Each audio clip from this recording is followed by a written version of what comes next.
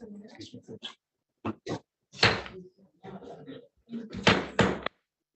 Land Use Board meeting of Monday, May 1st, 2023. We'll begin by standing and saluting our flag.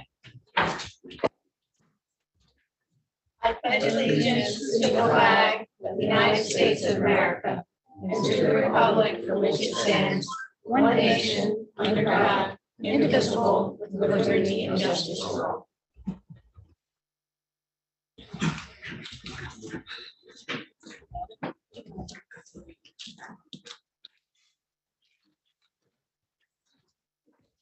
Pursuant to the New Jersey Open Public Meetings Act, adequate notice of this meeting has been provided by posting on the bulletin board in the entrance hall of Beach Haven Municipal Building and by mailing the same to the Beach Haven Times and the Asbury Park Press. This meeting is a judicial proceeding. Any questions or comments must be limited to issues that are relevant to what the board may legally consider in reaching a decision for each individual application. Decorum appropriate to a judicial hearing must be maintained at all times. Roll call, Mrs. Davis. Yes. Mr. Meadow. Yes. Mrs. Ballmiller. Yes. Mrs. Leonard. Yes. Mr. Tinquist. Yes. Mr. Jenna. Yes. Mrs. Eddles. Miss King. Yes. Mr. Stevens. Yes. Mr. Wenger. I don't think he's here. Wait. Oh, wait. He's here. He's here. Here he is. Mr. Wenger, are you here?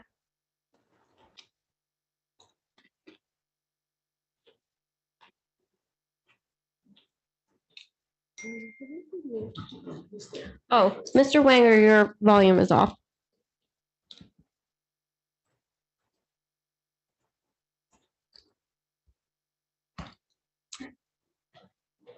Sorry about that. Good afternoon, good evening. Thank you. Good evening. Mr. LaFredo, Yes. Mr. Muha, and Mr. Balbo. Yes. Okay, tonight we're going to go into a closed session for a little bit and then we will return as soon as possible. Discussion of pending or anticipated litigation. Right. I mean, we could leave it on. Leave it on. Because Okay. we're gonna Okay. just be going into the other room. Okay, take it. That's okay. Take it.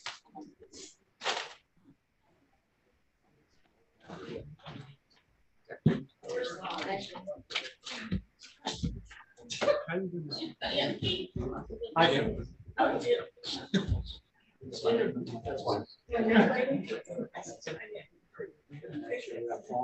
Yeah, I'm trying.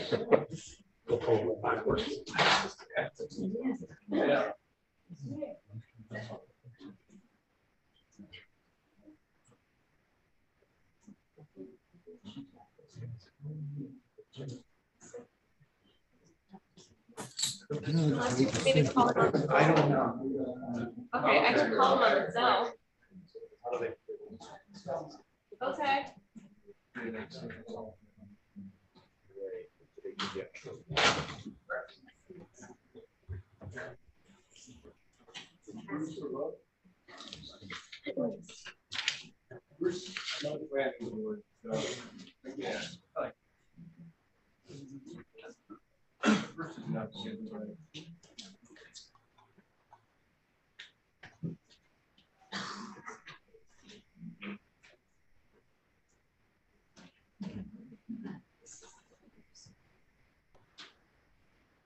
That's different than this, yeah. Yeah. I mean, yes.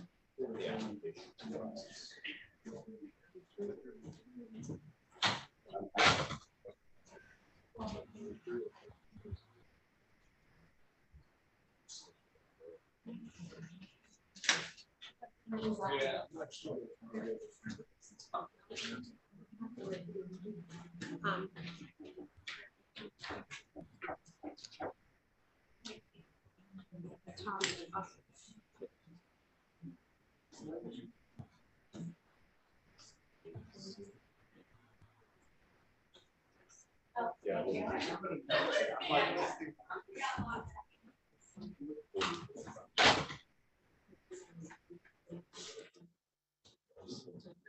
Jim and Rick, someone's going to call you for the closed session. But please keep your Zoom on mute. Thank you.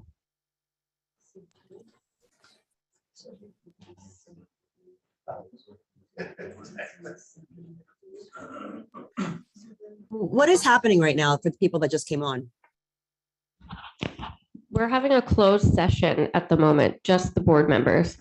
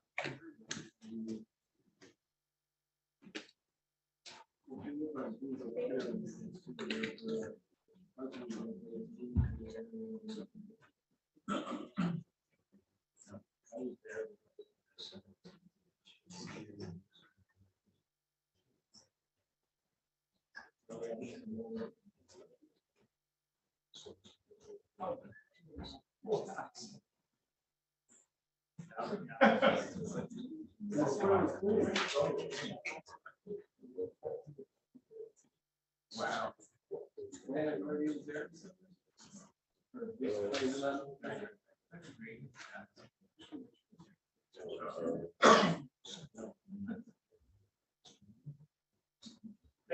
Hey, Jim. How are you? Good, how are you? Good, thanks. Sorry, I think you were waiting. Last minute email. I didn't even check. I should check. I'm glad we Yeah, have so- time. Right, one of them, they might have all gone to you, one of them got bounced back to the large attachments that I sent. Right. Dropbox link. So, I don't know if you have those. Should just be. Let's see, how many emails? Let me check. I don't know. I didn't even log in. I have hard. Did you send it to LUB secretary, right? Yeah. I have hard copies somewhere. Okay, that's good. Just in case, but I can still. Yeah, the reason, normally I wouldn't even send them to you, except because of people. In case they don't see it. Yeah, But normally I would just there's a bring lot them. of people on Zoom. Okay, I got 4 from you, Okay. so but then you only got them all. 2 have attachments, I think. Yeah, that makes sense. So you got everything. So you don't, you Okay, disregard the ones that so- don't. All right, I'll download that. Do you want to like, well, you'll say what's what. Yeah, I will We'll describe. just do it as we There go. should just be- There's 19 photos in one of them. Yes. Okay. So I printed out. Oh, I see it. Okay, I'm gonna download. all these. One of them's pretty large, even though it's only 3 sheets.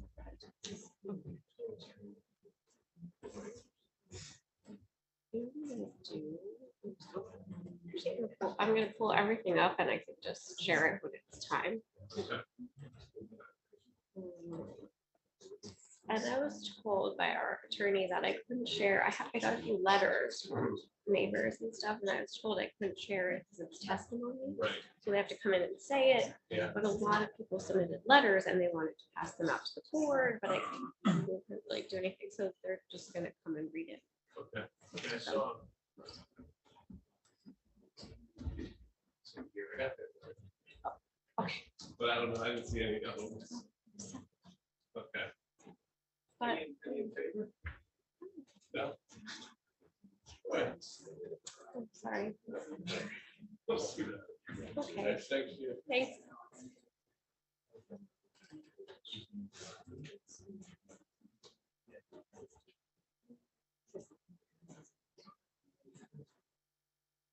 Oh, sweet.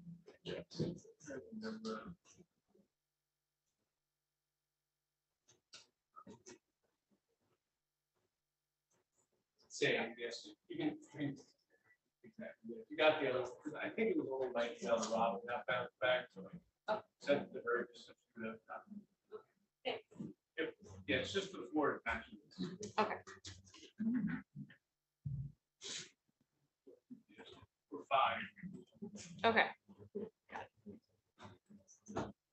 Yeah.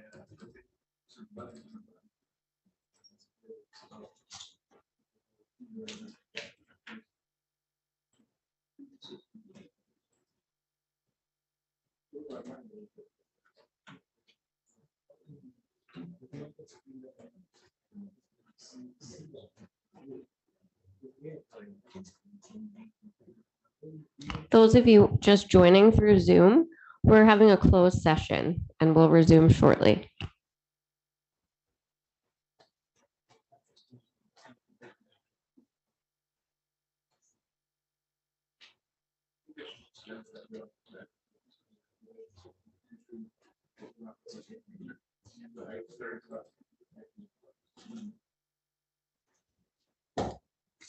Yeah. Right. That's- people go crazy.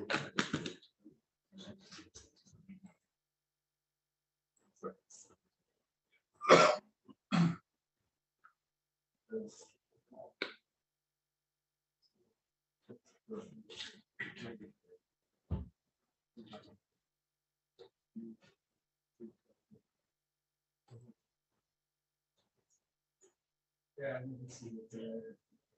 Mhm.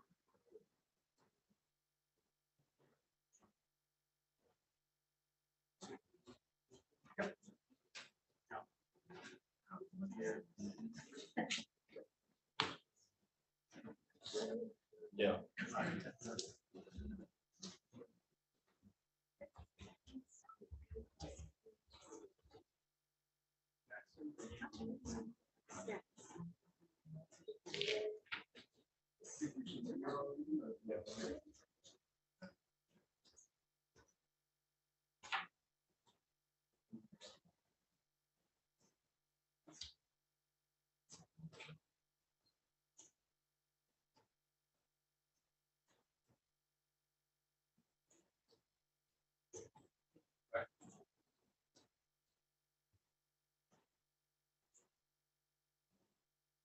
Right. Right.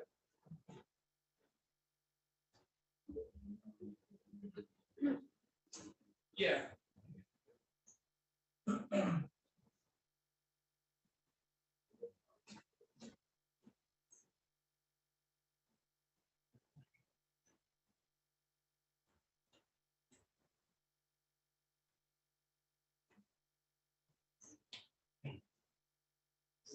Yeah. Nice to meet you. Sorry.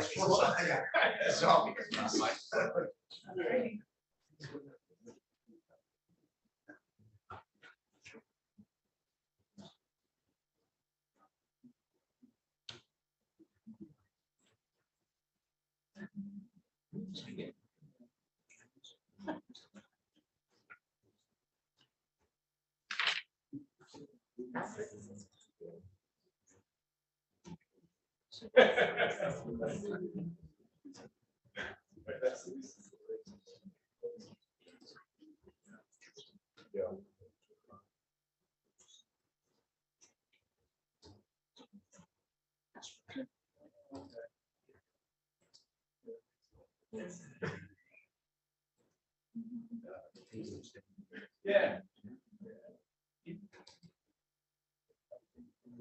Great. Good. Good. Good. On weekends now.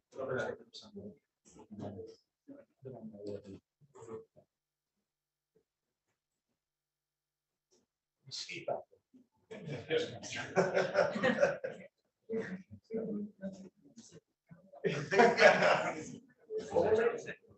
Yeah.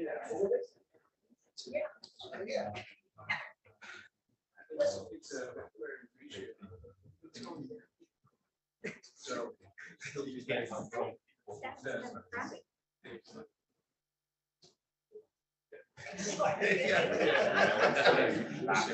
Yeah. Some point it's not too much. Yeah.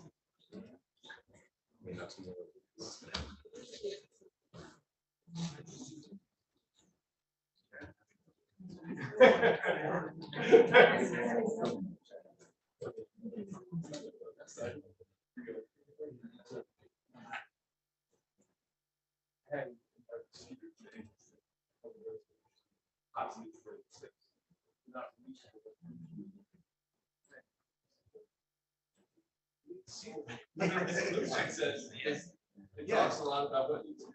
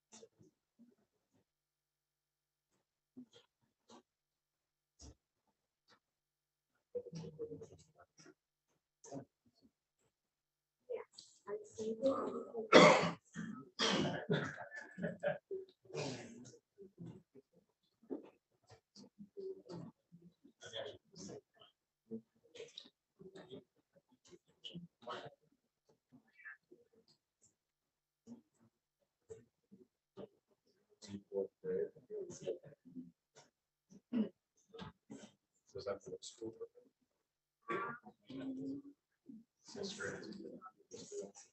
Yeah.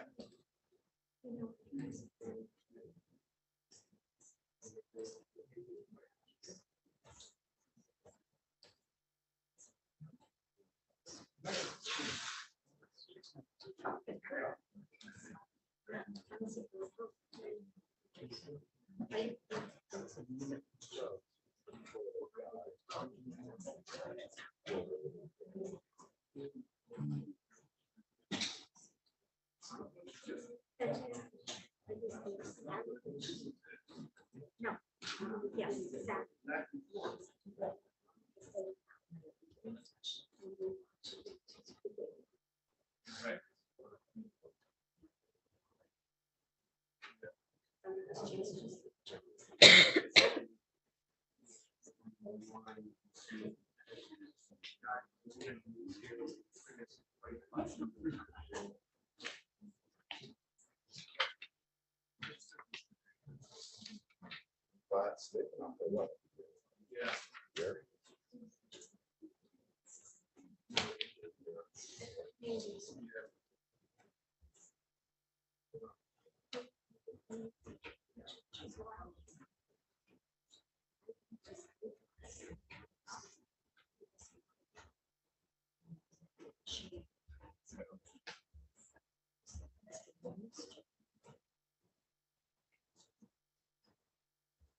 Yeah.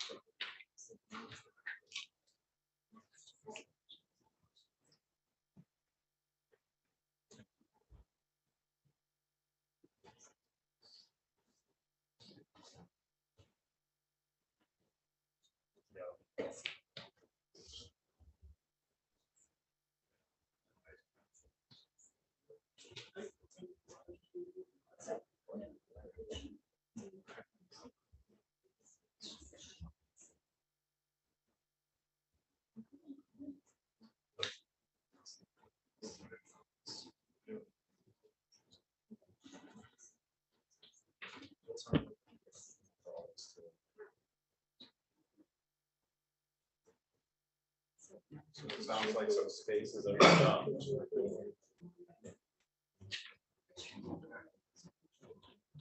Yeah, so she gets some. She gets squishy. I think we might have given her that.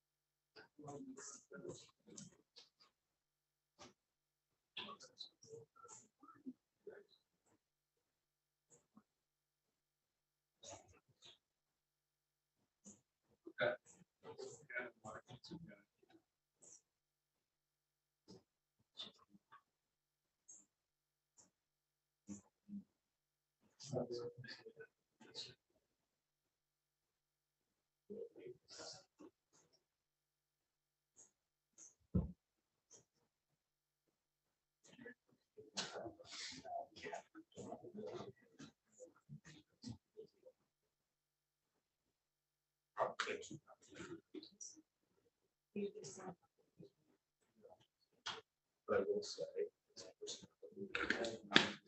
Used to just.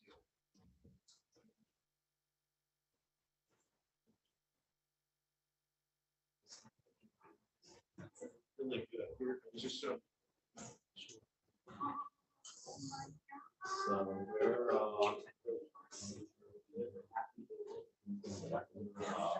we're proud of them. Yeah.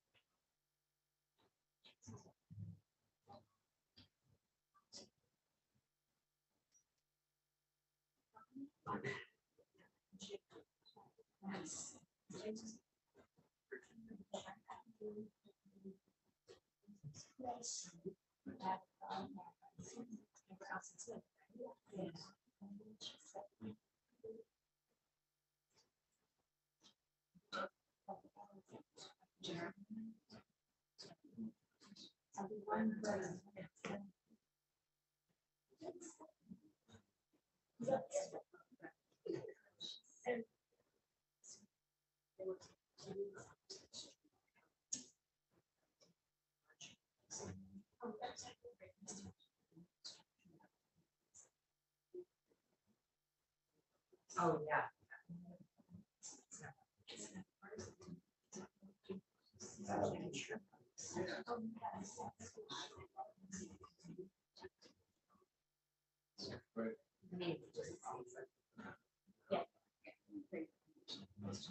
Yeah.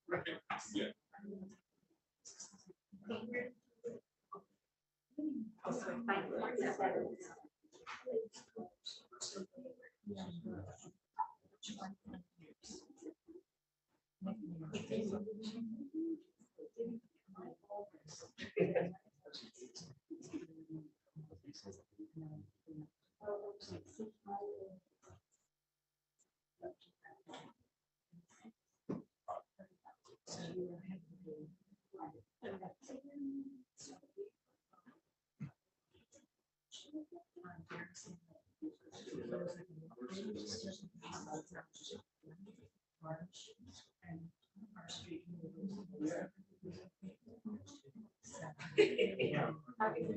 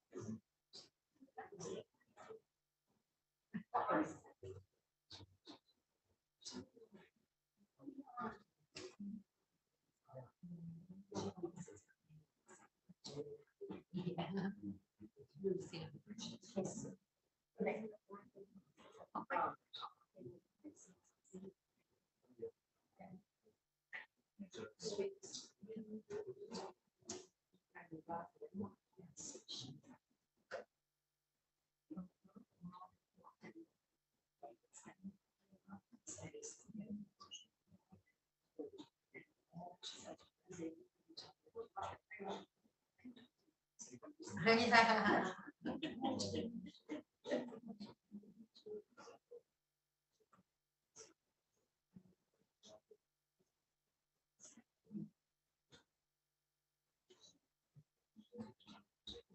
guess it's-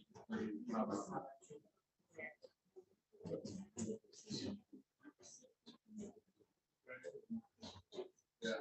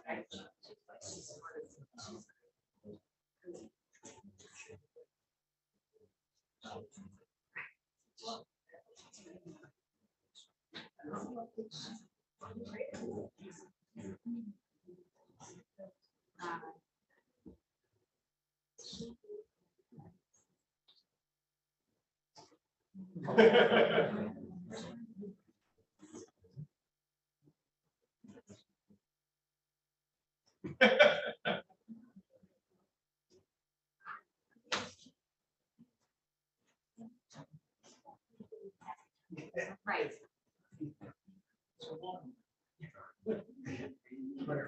Yeah.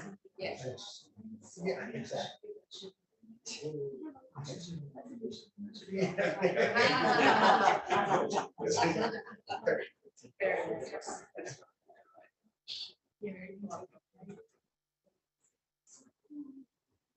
Oh. Oh, yeah. Right on.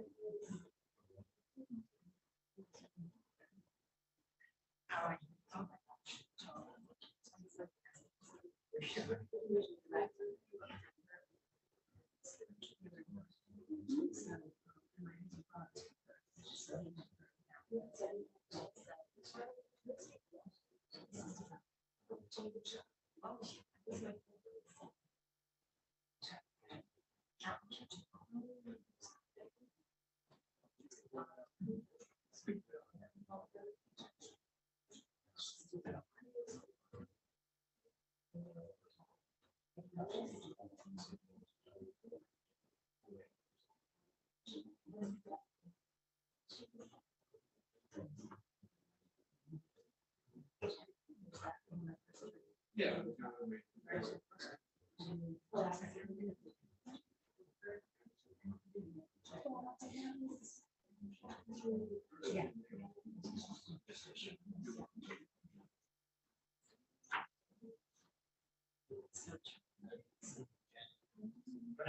Yeah.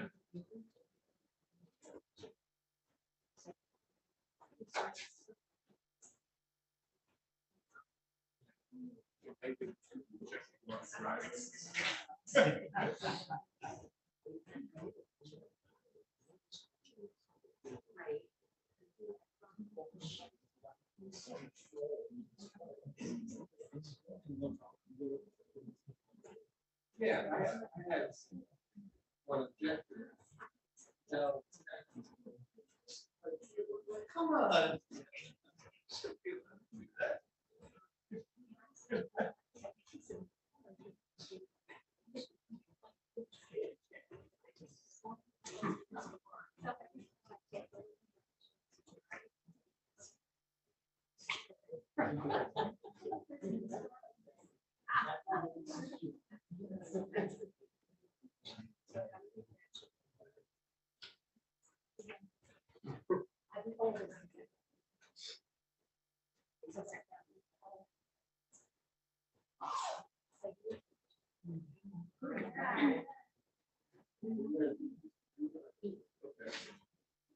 Okay, I printed out. How people live this.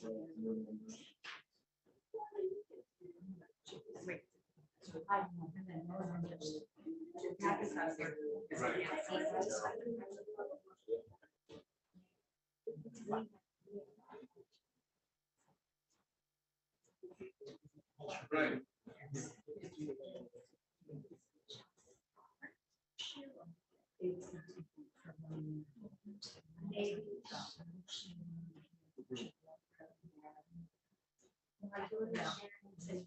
Yeah.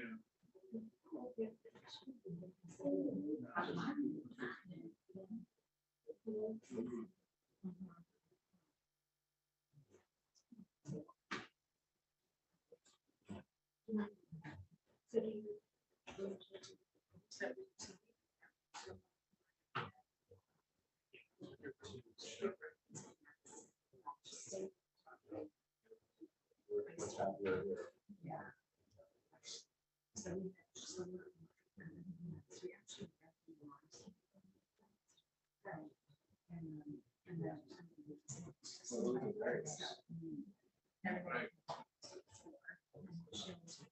But I mean.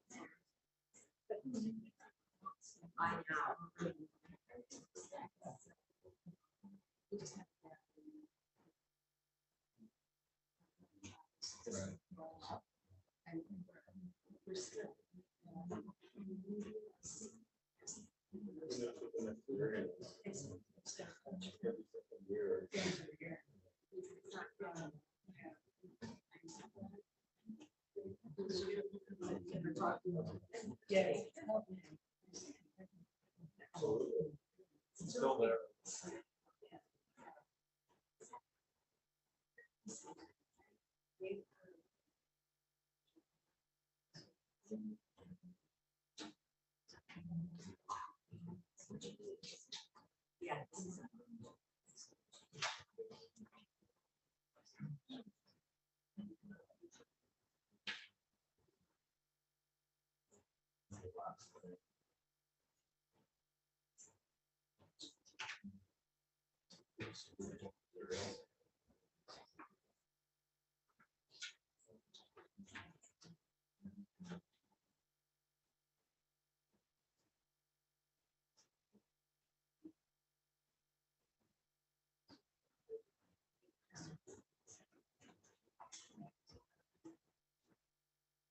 Oh my God. Yes, yes, yes, yes, yes.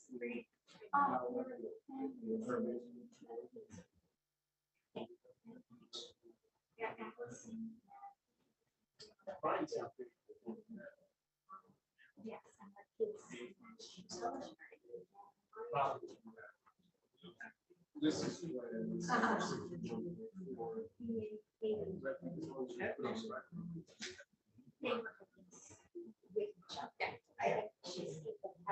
Yes, yes, yeah.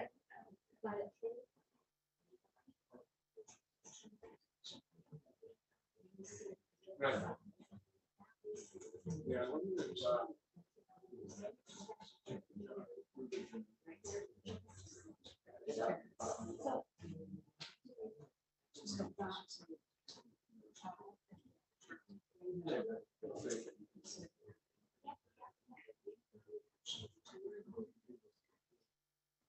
that's.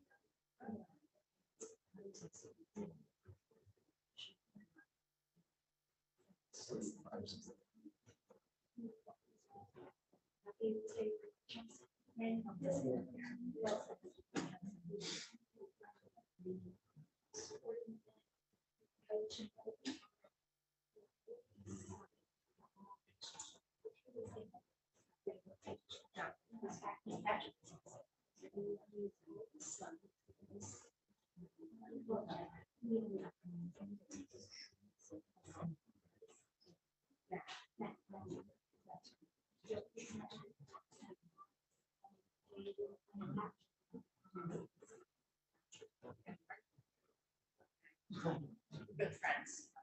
And.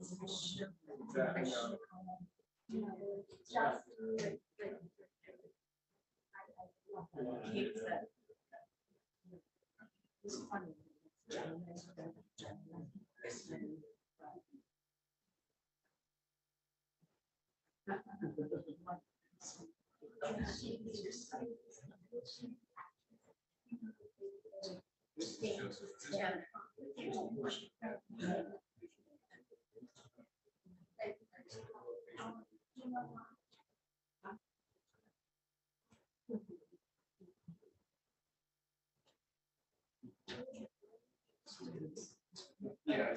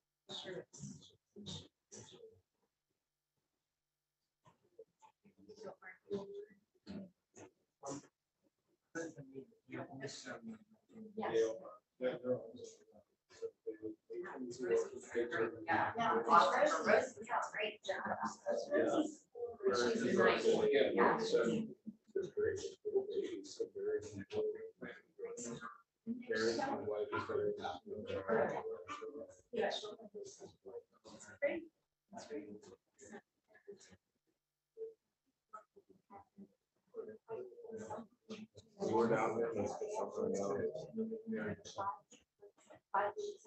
We weren't there for a while. Yeah. Yeah, they're real people now. They're bottom. Yeah. They used to be bottom five. Yeah. Really fell. He's in the order. Yeah.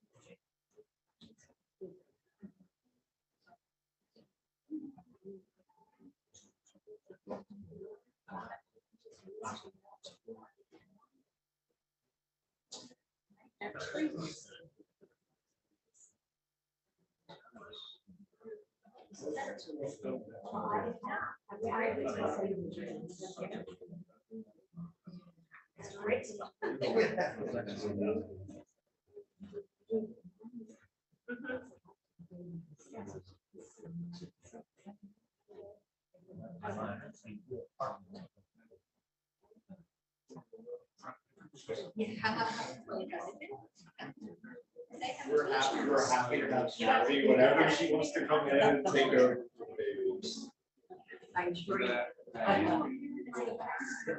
Taking multi vacations. Kathy just come in and take it over. Really.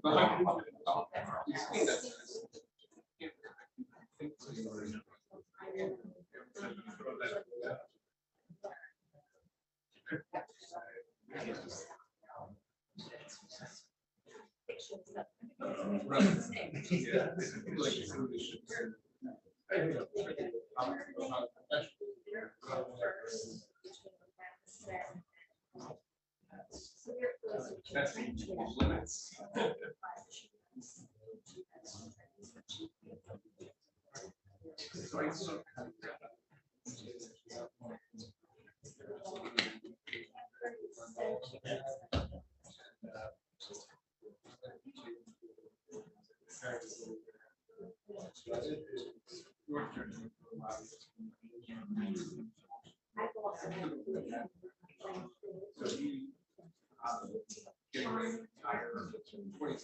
Yeah, yeah.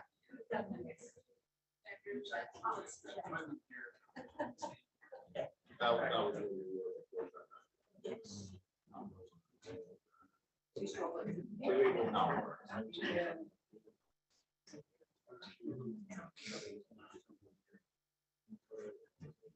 Right.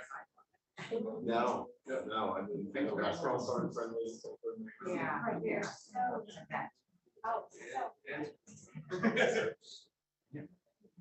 See, no one answered yes.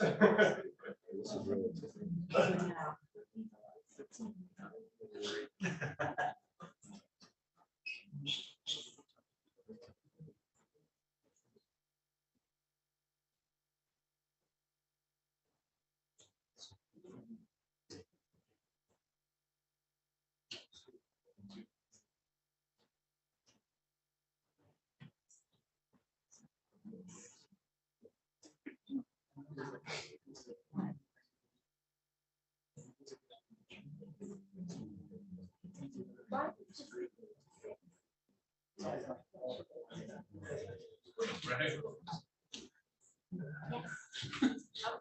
Maybe we should get back on that.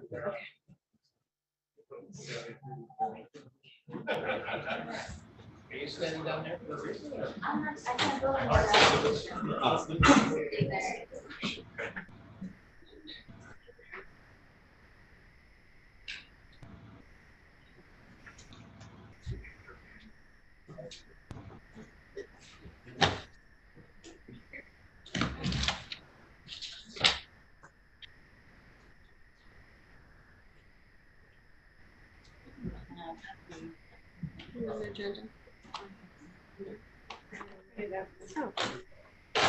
I can take an extra two. You want it?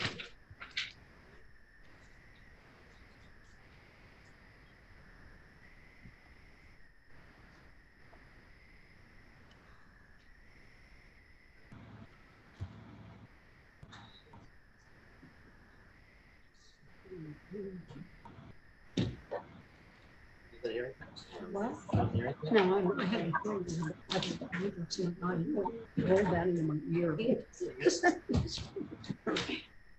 They're like antibiotic.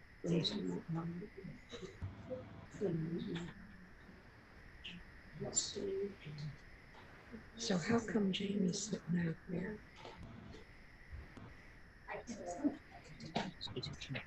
Oh, so I can't either. So all of us that aren't. No, that Jamie. No, the next have to application. start with she that. can't vote on that one. That's what I'm from. Yeah. There's another one. There's a deal. There's no about it. I know, but I mean, for people that. Yeah. What was that thing she was going to say? All right, but you should stay up here for this one. Stay up here for this. Okay, we're doing this one. Moving right along, our new business, there was a Guapo's Coffee House at 16 North Bay Avenue that was approved by the three-person committee. There are no escrow returns. The approval of the minutes. Did everybody have a chance to read the minutes from last month? Yes. Okay. Can I have a motion to approve the minutes? Motion, Tom. Second. All in favor? Aye. Not in favor? No, okay, minutes are passed. Next in line is the approval for the bills for May 2023. Can I have a motion to approve the bills? So moved. Second. You better call them.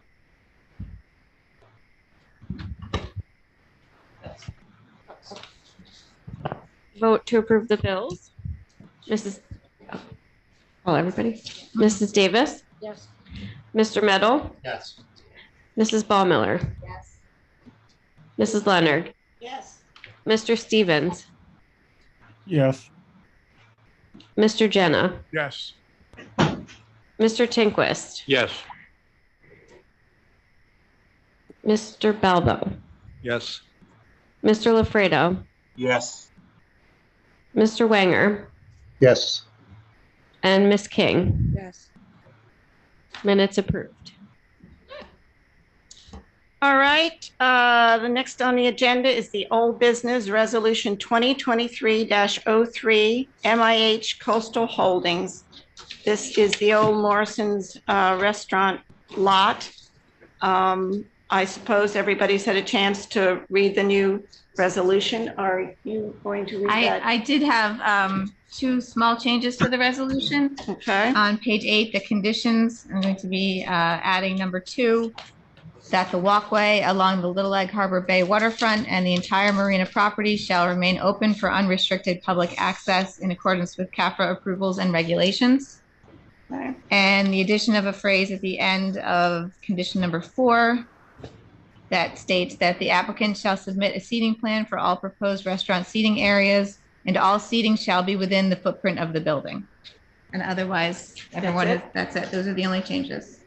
All right. Can I have a motion to approve resolution 2023-03? Motion to approve. Second? Second, Tom. Mrs. Davis. Yes. Mr. Meadow. Yes. Mrs. Leonard. Yes. Mr. Stevens. Yes. Mr. Jenna. Yes. Mr. LaFredo. Yes. And Mr. Wanger. Yes. Resolution approved. Moving along to our one and only application tonight is application 2023-05, Robert and Susan Gunn, 2203 Berkeley. The applicant is seeking a variance regarding a front yard setback on both Beach and Berkeley, and a variance to place a curb along Beach Avenue. The applicant is applying for a D variance. Madam Chairwoman, in the absence of, we have the class 1 and class 3 Right. step down, but we are also missing Mr. Muha and Ms. Eddles. Would you like to designate 2 alternates to sit on this application? Well, Mr. Balbo is going to take Mr. Muha's place, Okay. and Mr. LaFredo will take Mrs. Eddles' place.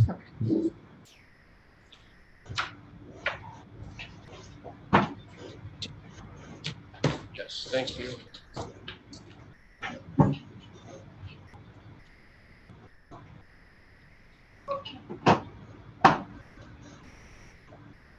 That's good. Good evening, James Rabin on behalf of the applicant, 203 Berkeley LLC. The applicant is here tonight seeking variances with respect to the property located at 203 Berkeley Avenue, which is at the corner of Berkeley Avenue and Beach Avenue at the northwest corner. And currently there is a historic home on the site that is in dilapidated condition. The applicant purchased the home in November, and they're seeking to raise and renovate the existing home and improve the structure. And in addition to that, they're trying to improve while maintaining the historic character of the home. They received HPAC approval and are now here before the board seeking approval. And the variances, I'll make a note out in the beginning that in the original application and notice, we requested a variance for impervious coverage, where the applicant was proposing 61.7%, where 60% is the maximum permitted. The applicant is going to conform, so we're withdrawing that variance. We're going to make sure that the impervious coverage conforms, so we will not require that variance. And the remaining variances are either pre-existing conditions or conditions that we're improving. The special reasons variance component of this is for the floor area ratio, and the applicant is adding a third story with a bedroom, but that's being offset by a portion of a sunroom in the front of the property that's being converted to open porch. So while we do need the special reasons variance for the floor area ratio, the overall percentage is decreasing, and the same goes for building coverage. And we're also requesting a variance for the curb cut along Beach Avenue, but that's in an area where no parking is permitted. And we'll get into that discussion further with the variances. So I have Amanda Sapp from Jay Madden's office, who's going to testify regarding the architectural drawings. Dan Wheaton is going to provide professional planning testimony. And I also have Brian Swank from Reynolds Landscaping, who's going to provide testimony regarding the landscaping at the property.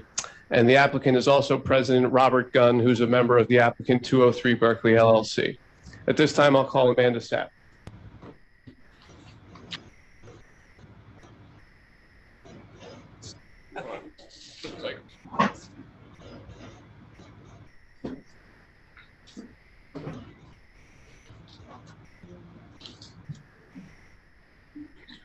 My name is Amanda Sapp. I am. Amanda, can I just have? Oh, I'm sorry.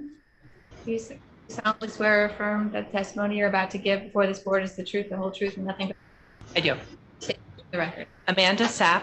I'm an architect with J. Madden Architects Office in Harvey Cedars. Okay.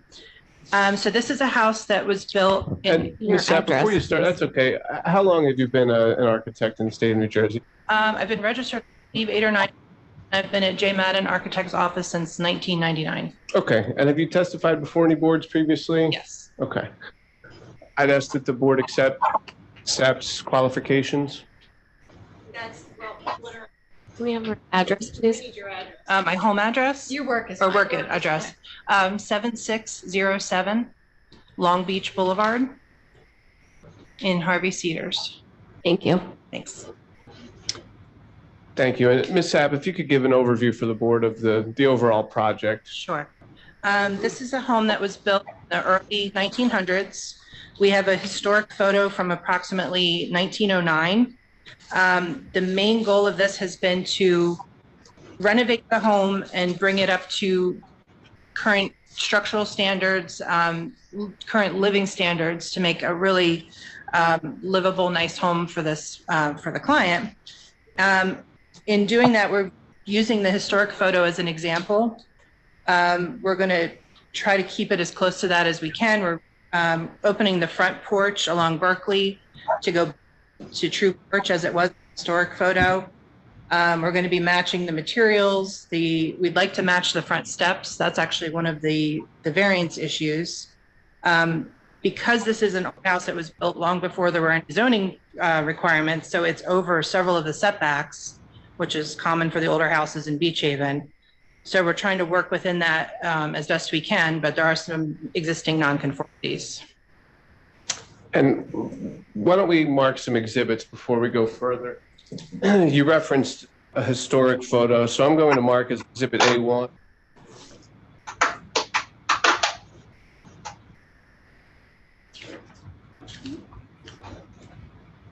It's a document consisting of 4 sheets, the first of which contains the historic photo and one other, and a relatively current below it. Sheet 2 contains 6 photographs. Sheet 3 contains 6 photographs, and sheet 4 contains 3 photographs. And I'll have Ms. Sapp identify these. And this is the one, Gina, that I supplied to you that's a Word document.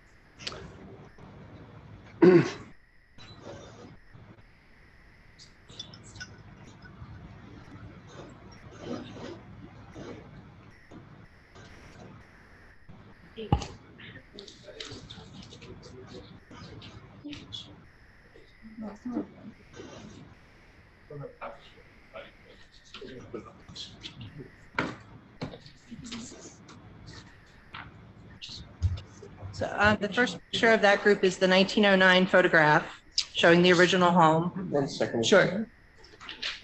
See if she can put that up.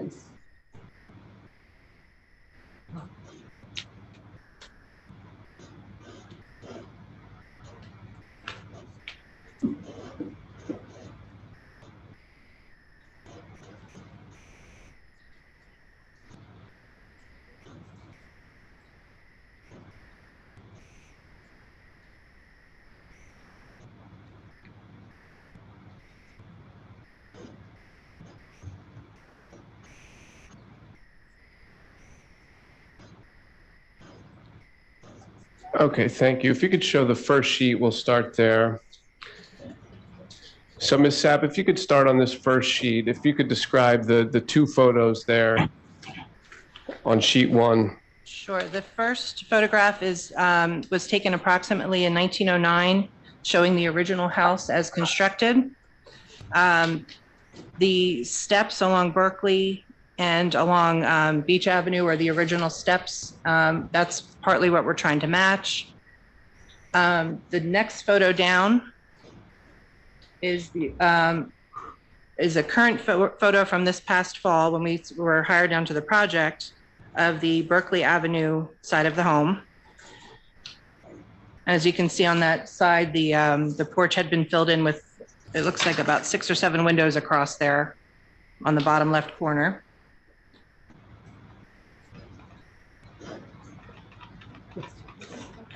It's stuff. Advance that. What's the It's pink making ribbon this- say? What's the pink ribbon say?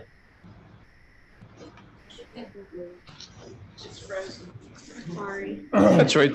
Really, the main thing we wanted to show on that was the historic photo versus the current photo. So we don't have to get into the other photographs within this exhibit at the moment.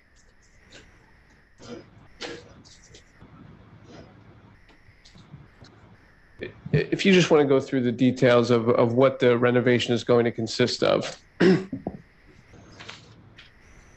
So the existing home is approximately 2,907 square feet of heated space. And we're proposing to remove the enclosed sunroom along Berkeley on the first floor and basically exchange that space for a bedroom addition on the third floor. We'd be reducing the heated space by approximately 12 square feet.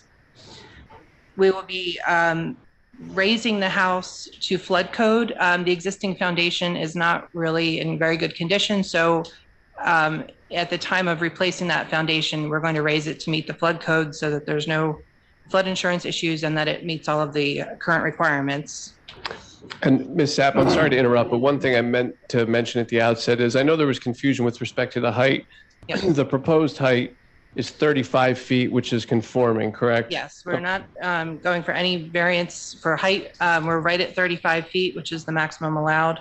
And that's including raising the house the 2 feet for the flood code. Okay, and the way that that's measured is the height to the peak from the crown of road? Crown Is of that- street, yes. Okay, thank you. So in addition to that addition, we're basically renovating the home. We're opening up the floor plan, renovating, restoring the porch, new siding, new windows. On the second floor, there's a very large bedroom on Berkeley Avenue that is going to be split into two. No additional heated space on that floor, just simply splitting a large bedroom into two more reasonable sized bedrooms. And then we're proposing a small bedroom and bath addition on the third floor. And again, that's with the square footage from the sun porch on the first floor on Berkeley Avenue. In addition to the work on the home, we're proposing, there's an existing detached garage right now, which like many of the Beach Haven garages is over the setback on the north side. We're proposing to remove the southern half of that garage to save on some building coverage and to install a pool. Along with the house raising, we're also having new stairs, new exterior steps. We've got one on the north, one on Beach Avenue on the east, and new steps to match the original historic steps on Berkeley Avenue on the south. All of these steps are smaller. Even though we're raising up, we're doing a smaller staircase for all of these compared to what's currently there. And I'm also going to mark an additional exhibit. I'm going to mark this as Exhibit A2, and this is a series of renderings. It's 19 sheets. I'm going to pass copies around to each of the board members, and these were prepared by Reynolds Landscaping, and these are renderings to show what the proposed home will look like. I'm going to pass these around.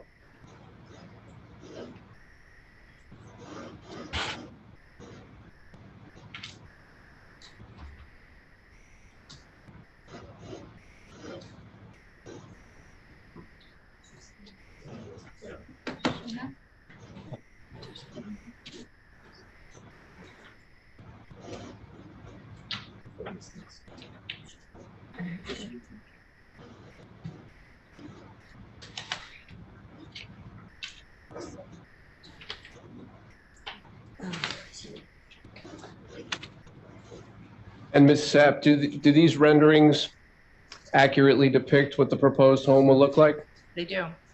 Okay.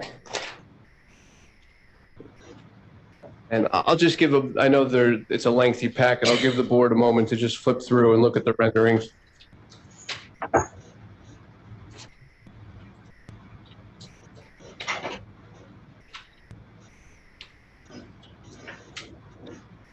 And the renderings are also being shown on Zoom at the moment.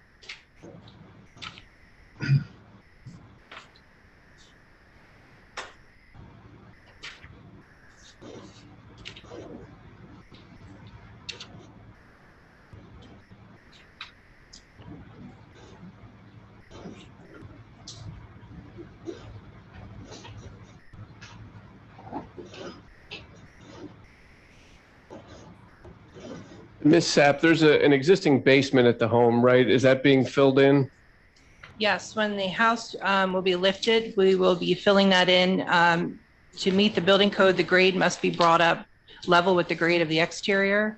So it will become just a typical crawl space. All of any mechanicals or any equipment that's down there brought up into the first level above base split elevation. So that basement will be completely filled in. Okay, and the floor area ratio is just decreasing very slightly from 54.18% to 53.96%? Yes, it's approximately 12 square feet smaller. Okay. Are the renderings before or after the 1.7 feet per square feet that you found? The impervious coverage, they do not account for the reduction of the 1.7%, but it will conform. That'll be a condition of the approval in the event it were approved that the impervious coverage would conform. What do you remove? There was little confusion as to whether it might be conforming as it is now, but the answer is we're not exactly sure, but it will conform. The amount that it was listed as over on the plan amounted to 70 some odd square feet, so it's able to be removed, but the calculation will obviously have to be approved by Mr. Little.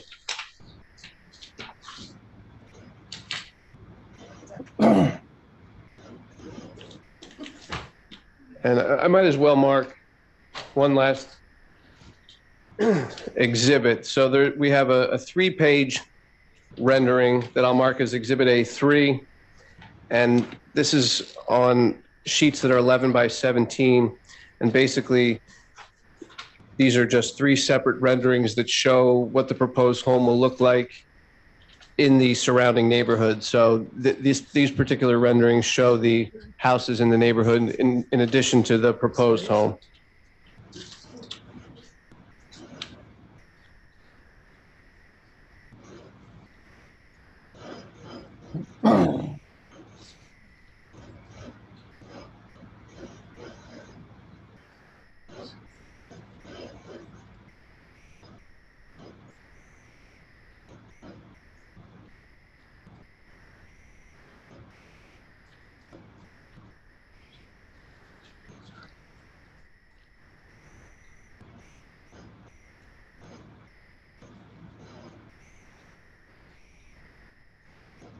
So as can be seen, it's what the applicant's trying to do is really enhance the neighborhood with this application.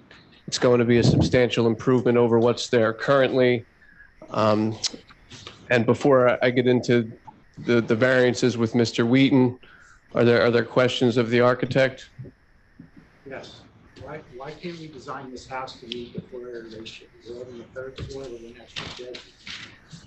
And if you don't do that, you'll probably meet the floor area ratio. So if you're able to do that, why request that variance?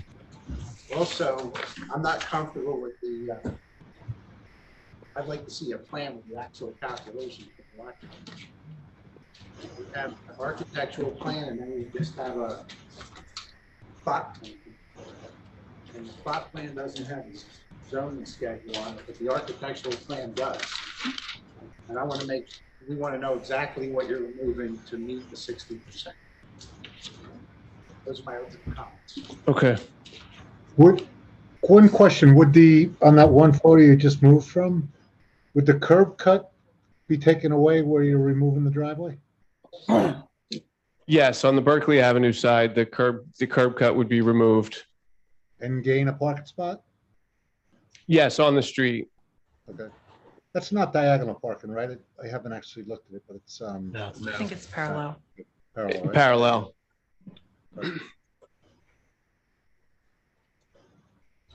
Didn't the plan say 3 parking places on Beach Avenue? But you have your landscaping coming around there into what was, I thought, the place for the 1 car. Can you really fit 3 cars in this? On our site plan, we are showing 3 9x18 parking spaces. The landscaping plan may have been done prior to that. Yeah, and the rendering that's shown, sheet 5 of the 19 sheets of renderings, that shows the area where the proposed parking will be on the east side of the house. There's also some space. The parking spots are within the property lines, and there is some space from the property line to the sidewalk and curb. So some of the landscaping can go out into that area as well, if we're trying to bring landscaping around the corner, but the parking spaces are within the property lines. So are we going to talk about parking now? You want to do that now? We might as well do that with Mr. Wheaton since he's providing the planning testimony. Jim, I have one other question. So the base flood elevation here is 8. In order to conform, you have to be 1 foot above. So according to this, the first floor is at 8.9, so 1/10 of a foot off. That's the existing first floor, yes. Right, so we're raising it 2 extra feet, but if we didn't raise it that much, then I think the steps would probably not encroach into the right of way of Berkeley Ave. We do run into the issue with raising that basically for ductwork and to get all of the framing above base flood. That's really what's setting it to the 10.9. If we were to keep it lower, we'd be having an issue with the ductwork under the house. But the ductwork can't be designed inside the house above the floor level. Assume it can.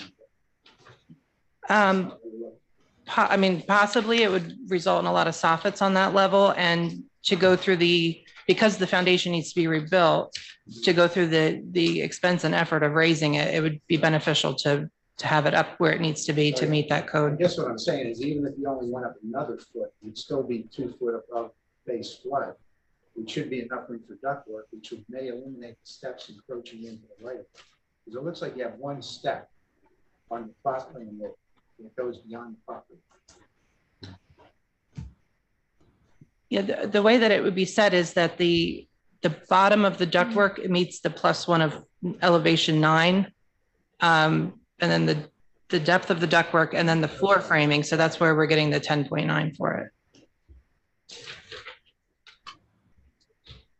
Is the ductwork really considered a mechanical part that has to be above the floodplain? I believe it does, Jim. Okay.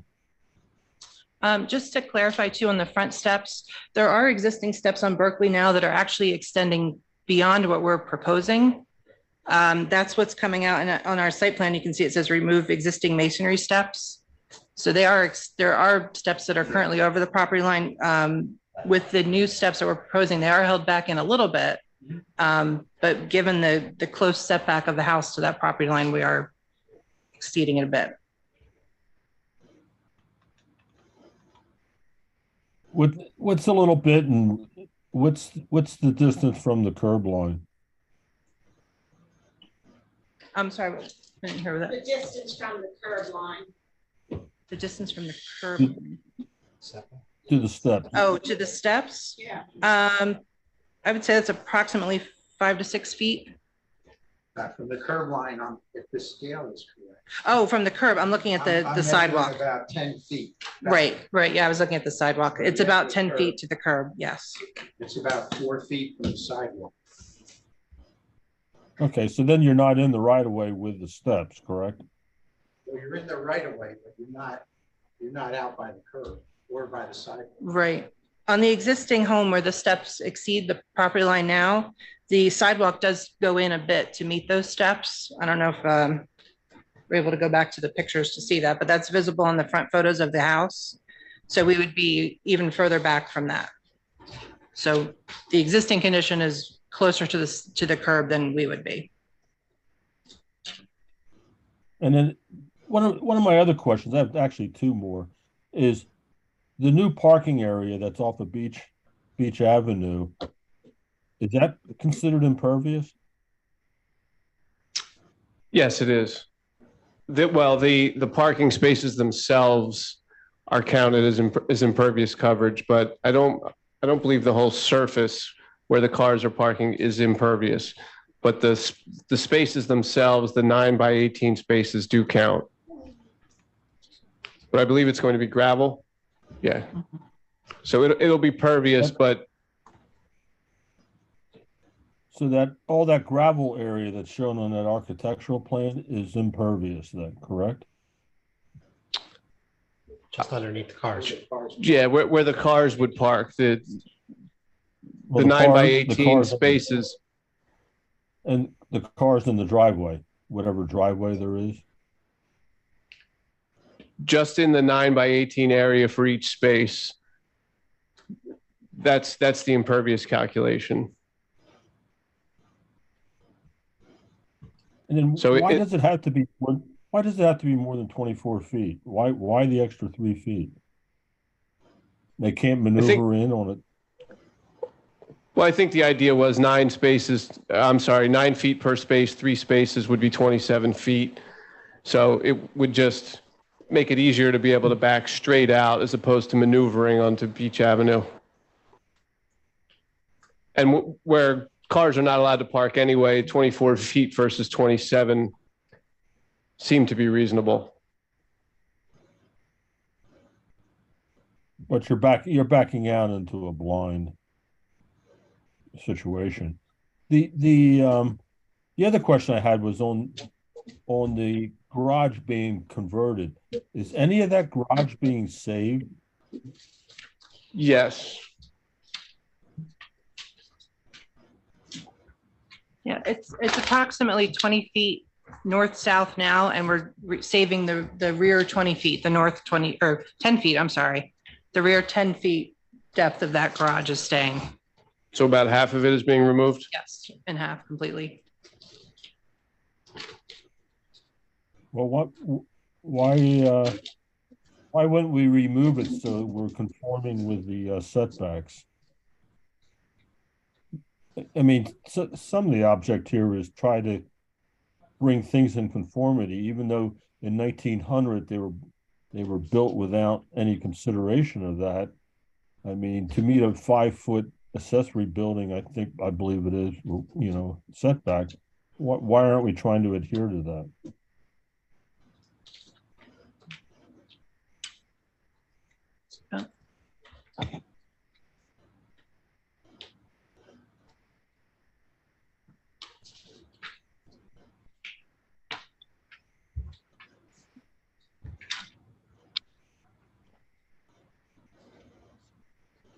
Should I answer that? Sure. So part of that was trying to get a more useful yard for the home and the pool, but we're also trying to keep the historic integrity of the garage that's there. It is visible in some of the photos. It's in pretty poor condition now, but we're hoping to keep a portion of that and keep the detached garage look that so many of the homes in Beach Haven have, and match the old doors that were there and the windows, match the trim details and keep that historic piece of the property. I have a sense you might restore something that looks historic, but the actual structure itself is probably not going to make it. And so I'm not so sure why it can't conform to the setbacks. Just from being in the garage itself, it actually, the garage itself interior is in pretty decent condition. The exterior is definitely a bit rough and needs to be renovated, but the structure inside seems to be in pretty good condition. So we were hoping to save that. The structure being, what's the structure on the inside? Yes, it's just the walls, the roof. There's ceiling joists in there. There's a slab, just an attempt to save part of it. Okay, that can't be moved. If you're redoing, you're saying the foundation on the main house is not good. I assume this foundation isn't good. It just can't Well, be this lifted is- in the portion. You're going to stay moved so it conforms. It's possible. I couldn't say for sure without the engineer taking a look at it. I'm not sure. With it being a slab foundation, it's a little bit different. So I couldn't say for sure if that could be moved or not. And then what's going to be in this pool house? I believe it's mostly, it's mostly storage, outdoor furniture, stuff like that for storage for the winter. It's not very big. It's 10 by 16, I believe. So it's mostly just storage. There's not going to be like dining or anything out there. It's really just some storage space for the main house. And the pool equipment? There's not a shower room, there's not a toilet. No. No, and the pool equipment is also going to be contained within the garage as well. Okay.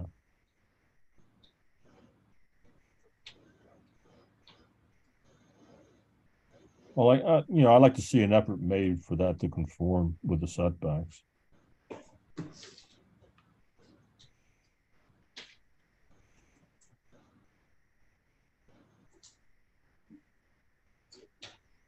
Hey, Frank, Yes. I'm trying to find through the many pages here. What was the floor area ratio difference that it's over? Almost 4%. 3.96 versus 50. They knocked off 12 square feet roughly, I think is what we heard, so, but it's still at almost 4%.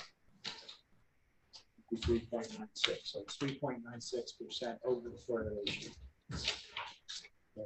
As I was saying, if you eliminated the bedroom on the third floor, you'd be pretty darn close to the 50%. It is a 6-bedroom home now, is what's proposed. 5 bedrooms or 5.5? I think it's somewhere around 5 or so. How many existing bedrooms are in this house now, and how many bathrooms are in this house now? Any idea? I believe there's 4 existing bedrooms. There's 3 on the second floor and 1 on the first floor.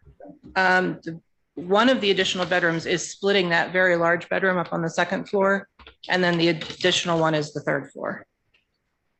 And I believe we're adding 2 baths. I believe there's 3.5 baths now. Does the county have any regulations as far as backing out onto Beach Avenue? Well, they're going to need the county approval for that, because that Beach Avenue is a county road. Typically, there's a bike lane there right now. So, I mean, these spaces are tight. I mean, it would be much better to have the spaces around where the driveway originally was, and possibly not have the pool. And Well, bring the coverage. my question is, and I called about this, about how far can a parking space be from the stop sign? That intersection is a very, very busy intersection. And the fact of 3 cars backing out, I just don't think it's safe. I mean, it's just not safe. I mean, even coming home from Murphy's when I'm there in the summer, I'm very careful. Because there's so many people in the bike lane, and you got 3 cars backing out. I mean, I think this is a great, beautiful design. I think they've done an awesome job. But in my mind, get rid of the pool, put the parking over where it's supposed to be, put the yard on the other side, done. But I can't get my head around the parking. That's how I feel about it. I'm adamant about that parking. Bonnie, I'm going to agree too, because it's an odd, Beach Ave kind of jogs in there. Right. You've got the people often coming north because they live there, who don't see the stop sign. It's a confluence. It's just, there's too much going on And for cars to be Berkeley is a backing out. very, very crowded street anyway in the summer. It's just extremely crowded. Well, there is enough room to get to 3 cars in off of Berkeley. Knows the house and the, right. If you eliminate. What about on the other side? What's the setback? Can they have an entrance on the corner of Berkeley and Beach instead of parking this way? You can't see it on my. I think that. So if they made a left-hand turn right by the Berkeley sign, basically, and pulled in nose to tail on the east side of the house, instead of having them running east and west, have the cars go north and south, they can turn off this way. That whole setback area right from the curb line, 15 feet back, is probably a no parking space anyway on the corner. It's a yellow line now. So you think Never mind, there's a fire plug there. You think Sorry. having the space parallel. Somebody put a to the fire house, You think about having the space parallel, you'd only get one in there. It's 52 feet to the curb. Yeah, but I think you'd only get one in there. You'd be able to maneuver to get back down. And I will say it is common all along Beach Avenue to have driveways that back out into the bike lane. So We had Well, an that's what we application. had. That doesn't mean that we, just because something was done, right, I'm just, doesn't justify it for now. I understand. Change, the amount of people down here changed, the bike lane, we didn't always have the bike lane. Yes. I just, I There's mean, a I think house. the house is beautiful. I think they did a great job It's designing the gorgeous. house. It really is. But it's just like trying to get 8 great tomatoes in a little bitty can. I mean, they're just putting so much on this lot. And I think they can do that. And they need 3 because they have 6, is that right? Anything 5 and above needs 3. Sorry. So if you got back to the original 4-bedroom house, you don't need 2. That's not what they're. That's not what they want. We had an application a couple of years ago on for Belvoir and Atlantic, and they cited the reason to change it was because of bike lane traffic.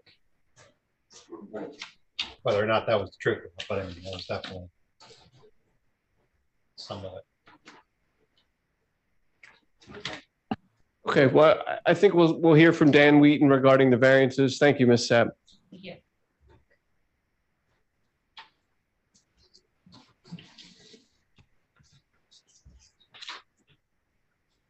So we can raise your right hand. Do you solemnly swear or affirm that the testimony you're about to give before this board is the truth, the whole truth, and nothing but the truth? I do. You state your name and address for the record. Yes, it's Daniel Paul Wheaton. I'm at 714 North Main Street in Manahawkin, New Jersey. I am the owner of 1010 Architecture. I'm a registered architect and professional planner in the state of New Jersey. I've appeared before boards in Monmouth, Ocean, Burlington, and Cape May counties. I've never appeared before this board, but I have appeared before all the other boards on Long Beach Islands. Is there any other information? No. Okay. Go ahead, Mr. Wheaton, if you could just give your overall, just describe for the board what we're proposing and give the positive and negative criteria with respect to the variances. Okay, I'd like to address 2 things. One thing, I know the board has said how they feel about parking, but I'd like one consideration is in order to get the parking on Berkeley, where it currently resides, the reality is we'd have to expand the driveway width. So one advantage to being on Beach is we gain a street parking space, which has been presented as a very busy road. We would then be removing a possible additional space by widening that driveway in order to accommodate the parking on that side.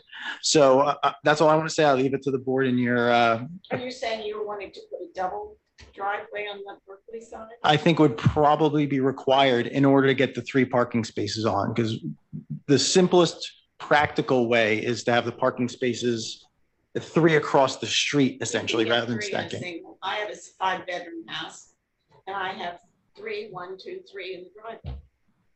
Are they straight in stacked? Well, they don't have the distance for that. So at the very least, they have to do 2 abreast, and the ordinance does permit for a 20-foot driveway. Distance because they're keeping the pool. No, even with that, so the depth of the lot at that portion is 50 feet. So 1836, I guess you could in theory get it if you filled the entire backyard. So no, you still couldn't get. Well, can I make a comment? You could get 3 cars, 2 stacked, and 1 side by side. Yes. Have a 24-foot driveway opening, which we permit for 2-car garage. But you'd be eliminating the pool house and eliminating the pool, and be able to get it in 2 stacked with 1 next to it. So you could definitely get 3 spaces off of Berkeley. Oh, I'm not denying that. But I'm saying at the very least, you need at least 2 next to each other, which then the ordinance permits for the wider street opening, which then, It's 26 feet. which eliminates parking where we're actually trying to increase the parking. So if we step back and think I want to just give a quick overview of the project realistically. So what are we doing? We're taking this existing house and lifting it 2 feet, right? And with a few other modifications, trying to bring this back to its historic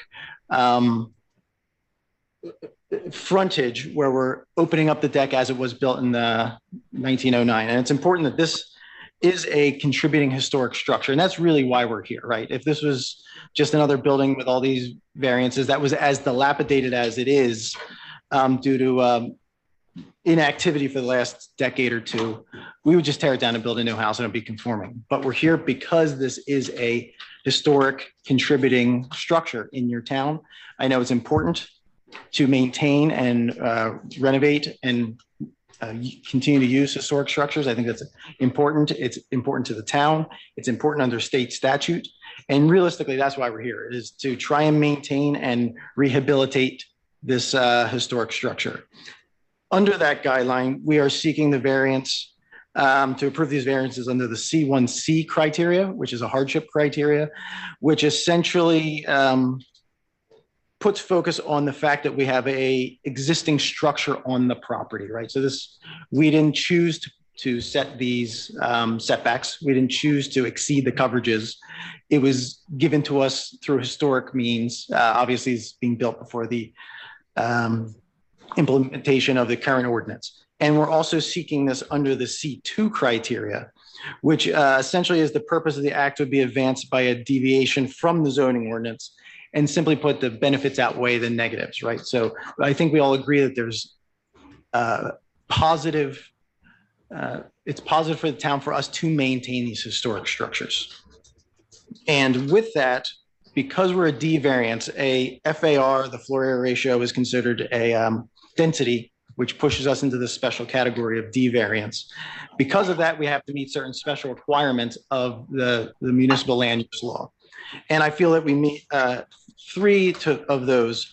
And number 1 is B under the furthering the purposes of zoning, which is to secure the property from fire and flood. As we're talking about, one of the main reasons that sort of started this, lift up the structure to get it out of the flood zone. Currently, we're below the flood zone and the entire floor structure, which is not a treated floor structure, obviously, because it was built in the turn of the century. To get all that up and protect it and increase our municipal flood rating for that. We're also protecting it from fire in that currently any wall that's less than 5 feet to a property line has to have certain fire ratings to protect our structure from the neighbors, protecting neighbor structures. So in this rehabilitation, we have to build to meet the fire standards of this, which is protecting it from flood. And we are also filling in a basement. So while that's not included in the usable square footage, one could argue that the basement was a part of the living space that we're actually removing, and that's the entire footprint of the house. So we are technically removing a lot of usable space at that ground level, filling it in so that no water can come in. Obviously, we all know we can't have basements on the island because they flood, they produce mold, and different types of bacteria that we don't want under the houses. So we do meet that portion of the furthering of the zoning purpose. We're also promoting a desirable visual environment through the creative techniques and good civic design. And that's a part of rehabilitating this, right? We're trying to take it back to what it was. We're removing some of the old features of the house that were not part of the historic structure. And 3, we're promoting, and this is specific, that the municipal land use law, the state recognizes the importance of historical structures, is that they have their own specific line item as this, to promote and conserve the historic sites and districts and open space through the environment, through proper land use design. So it's important to maintain these historical structures. And that's, like I said, that's really why we're here, is to try and keep this as historic as possible, try to bring it back to its original design, but also make it more usable for today's, in today's society, one of those being a pool. I know there seems to be the debate, do parking or pool. Pools have become, unfortunately, depending on how you look at it, a standard feature of houses. So it's understandable why the homeowner would want the pool. It's also important to note that we're going to be bringing this into energy conservation by putting in proper insulation. They're changing out the windows with historically accurate windows, but will be energy efficient. And through all of that, it promotes the general welfare as everything I've said before. And I think given all of these facts, that this application can be granted without substantial detriment to the public good. And I think for the exact same reasons, it can be granted without impairing the intent of the master plan. Like I said, because this is historic, all of these setbacks, all of these nonconformities were given to us. The same with the garage, which is now being converted into a pool house. We're not proposing that it gets closer to the side property line. We're just saying, let's maintain where this historic structure is in order to help it continue to contribute to the historic places of Beach Haven. That's all. Thank you. Any questions for this? One question. I looked through the information that Frank had reviewed, and I don't see any information about the existing square footage of the house, the heated area. I'm looking for, of the existing structure. It's listed on the architectural plans, Jay Madden's plans, on his cover sheet in the upper left. It's listed under living area. So it doesn't call out each individual one, but it calls out the permitted, the existing total, and the proposed total.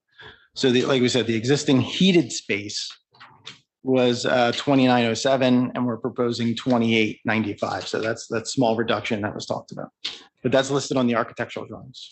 Yeah, there's a statistical data chart in the upper left-hand corner. Thank you. And also, Mr. Jett, on the floor plans in the bottom left-hand corner, it gives a calculation per floor of the heated space.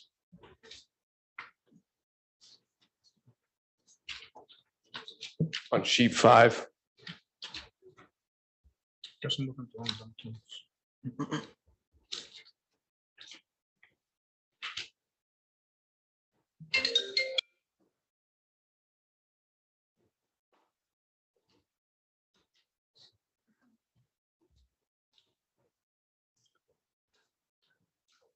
Are there further questions for Mr. Wheaton?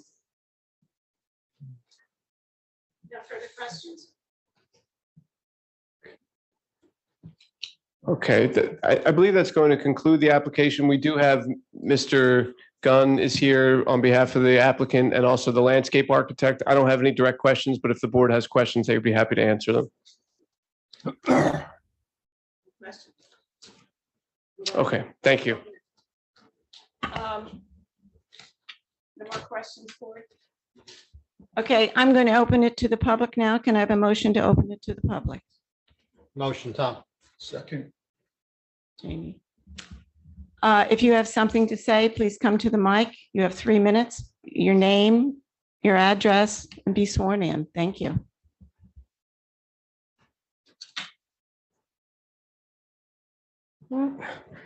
Kitty Snyder, 120 Berkeley. Just raise your right hand.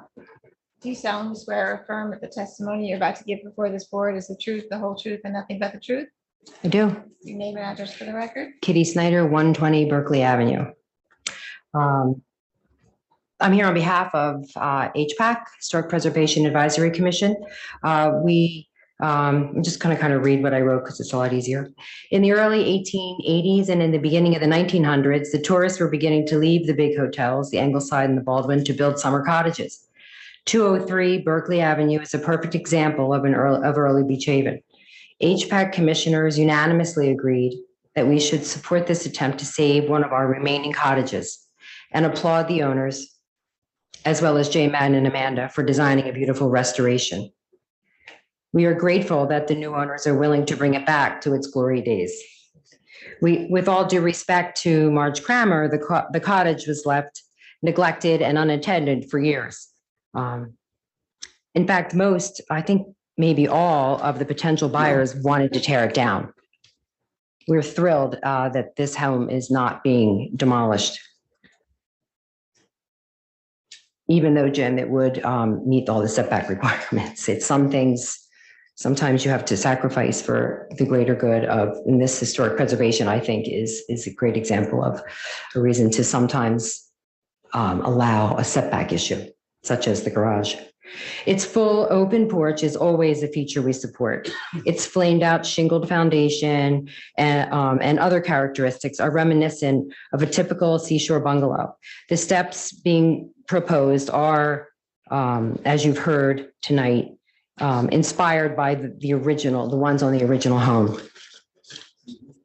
They will preserve at least part of the garage, which everyone loves, and we're all very glad that they're preserving part of it. It adds a lot of charm to the house. The existing front steps go over the property line, but as you heard tonight, they will come back a bit and be a bit less. We love this. We love the steps that are proposed as they reflect the original design. All of the building materials meet or exceed HPAC's design guidelines. We support this restoration to a contributing home with a lot of historic value, and we hope that you will feel the same way. On a personal note, I live 4 doors down from this project at 120 Berkeley, as I testified, as a neighbor, and I also not only support it, but I applaud it. It will fit in beautifully. I do understand. I mean, I understand that corner, and I know that it's a tough situation for you all. But I do know that, Jamie, you have a cut on that right there. I mean, a couple of the objectors here tonight, I think, will also have curb cuts and driveways on beach. Doesn't make it easy. I'm glad that I don't, but it is doable, and it is something that I think that we could live with. Thank you. Thank you, Kitty. Anybody on Zoom? Yeah. Brian, you can speak. Unmute yourself. Didn't work. Can you hear me now? Yes. we Okay, can hear you. great. Go ahead. Mr. Okay, Donnelly, thank can you. you, Wait. Mr. Donnelly, can you raise your right hand, please? Of course. Do you solemnly swear or affirm that the testimony you're about to give before this board is the truth, the whole truth, and nothing but the truth? I do indeed. And state your name and address for the record. Brian Donnelly, 610 South Beach Avenue, Beach Haven, New Jersey. Thank you. This is the letter I wrote. I'm going to read you the letter because you don't accept letters. Committee members, my wife and I are writing this letter in opposition to the above limited liability corporation's application for multiple zoning variations for their planned renovations of the existing home at the above location. Remember, it's a limited liability corporation application. It's not the individual owner's application. We are the immediate contiguous neighbors to this property and stand to suffer the most if these numerous variances are granted. We have owned and occupied our property since 1982, and indeed our house predates the subject property from 1908. Number one, the LLC is requesting a variance to raise the maximum roof peak to 39.7 feet from the existing maximum peak of 32.3 feet, an increase of 23%. This will create a virtual massif adjacent to our home on the north side. And it will increase the risk of wind damage and literally block late fall and winter sunshine from our home. This request should be summarily denied. The LLC is planning construction of an in-ground swimming pool, 10 by 16 feet, which is smaller than my living room carpet and resembles more a large bathtub. The plans do not adequately account for the impermeable surfaces created by this addition, including pool coping, surrounding concrete or pavers to accommodate fish lounges, chairs, tables, and bathers. The LLC will also be removing an existing driveway and reducing the size of the existing garage to allow for the pool construction, thereby voluntarily eliminating the already available on-site parking. Number three, the LLC is requesting a variance to add 3 parking spaces, each 9 by 18 feet, on the side of the property which faces South Beach Avenue. This is impervious according to the diagrams we saw tonight, the first time I have seen. As stated above, there is already an existing driveway and garage which can accommodate on-site parking. Also, the property frontage and official address is Berkeley Avenue. with at least 4 to 5 available street parking lots outside the home. The unnecessary addition of 3 parking spaces and a side lot exiting directly onto South Beach Avenue, one-way southbound, adjacent to a 4-way stop sign and a bicycle-only lane, would create a significant danger to pedestrian, vehicle, and bicycle traffic. I can attest to the current safety issues each summer with cyclists and car drivers routinely violating the one-way rules. Need I say that the fact that this property is destined to be a rental unit, why the LLC, will only add to these dangers, since there will be frequent new occupants unfamiliar with the complexities of the location. These spaces will undoubtedly negatively impact the drainage and permeability. This request should be denied. The LLC is requesting a variance from existing impervious coverage rules. Again, I will emphasize I'm skeptical of the accuracy of their calculations, which, as mentioned in paragraph 2, do not take into account the area around the pool. We undertook a renovation in 2019 and were held to very strict permeability and coverage regulations. We adjusted our plans accordingly and did not require or request variances. As the immediate neighbor, I can attest that the subject property currently has a sump pump which operates very frequently, even after the most minimal rainfall. Adding additional stresses to already compromised drainage will only exacerbate the increasing area and neighborhood flooding, which we all have observed. Tonight, the attorney actually assured us that while it does not yet do it, it will conform. I think we are passing on plans tonight, not promises. I also wish to ensure that the planned replacement of the existing glass enclosed back north side porch, which severely violates the setback regulations, i.e. it's 1.1 feet from my fence, it cannot be any larger, higher, or longer than it currently exists. It would seem that a bedroom is planned for the location. I want also to be certain that the setback violation does not extend higher than that porch. Additionally, the current garage back wall violates the 5-foot setback and is currently 2.3 feet. I would request that if any change is made to the garage, the 5-foot zoning setback should be enforced. As an observation, it's truly remarkable to see a corporate applicant request 7 different variances from existing zoning regulations. We're very fortunate to live in Beach Haven and even more fortunate to live in this very beautiful neighborhood. While working in my garden, I speak often with passersby in summer who comment on the particular beauty of the Berkeley area. It would be a shame to destroy that by creating an eyesore in its midst. Thank you. Thank you, Mr. Donnelly. Anybody else? You wish to speak? Okay.